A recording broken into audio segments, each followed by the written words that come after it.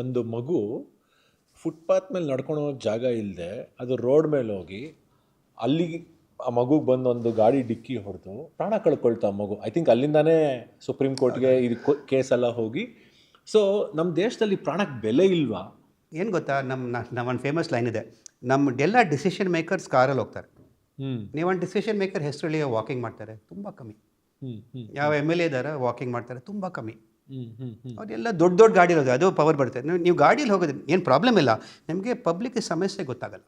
ನೀವು metro use ಮಾಡಿಲ್ಲ ಅಂದರೆ ನೀವು ಮೆಟ್ರೋ ಸಮಸ್ಯೆ ಗೊತ್ತಾಗಲ್ಲ, ನೀವು BMTC ಯೂಸ್ ಮಾಡಿಲ್ಲ ಅಂದರೆ ಗೊತ್ತಾಗಲ್ಲ. ಸೊ ಏನಾಗುತ್ತೆ, ದೊಡ್ಡ ದೊಡ್ಡ ಮೀಟಿಂಗ್ಸಲ್ಲಿ ಎಲ್ಲರ ಶಾಫರ್ ಡ್ರೈವನ್ ಕಾರ್ ಇದೆ. ನೀವು ಶಾಫರ್ ಡ್ರೈವನ್ ಕಾರ್ ಏನು ಸಮಸ್ಯೆ ಇಲ್ಲ, ಪಾರ್ಕಿಂಗ್ನೂ ಸಮಸ್ಯೆ ಇಲ್ಲ, ನೀವು ಫುಲ್ ಟೈಮ್ ಫೋನಲ್ಲಿ ಮಾತಾಡಿ ಮಾಡ್ಬೋದು.